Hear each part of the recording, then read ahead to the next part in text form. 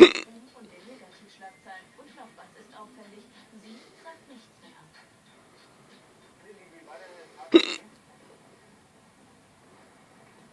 Ähnlich verhält sich auch Beckers Ex-Frau Barbara diese Woche. Wir treffen sie am Dienstag in München bei der Präsentation einer Gesichtscreme, für die sie jetzt wirbt.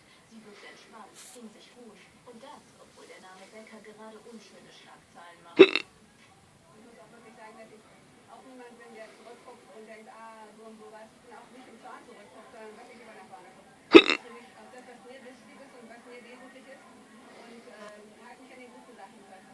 Auffällig, Barbara zeigt sich gerade genauso wie Boris häufig in der Öffentlichkeit. Vielleicht eine PR-Masche in eigener Sache und vielleicht sogar ihr Weg, ein Statement zu setzen.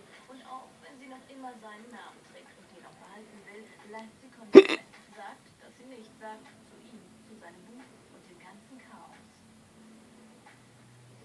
Dieses Buch, gibt es da irgendwie Resonanzen? Also ehrlich gesagt wissen die Leute, dass man mich darauf nicht anspricht.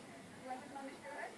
Aber insgesamt sage ich nicht dazu. Es gibt ein Thema, was Ihnen doch total auf die Nerven gehen müsste, oder? Also ich rede da sowieso nicht drüber, deswegen geht mir nicht auf die Nerven. Die Kollegen haben heute in München mit Boris Becker gedreht und da war er wohl sehr nett. Ist das seine neue Strategie? Ich kann dazu gar nichts sagen.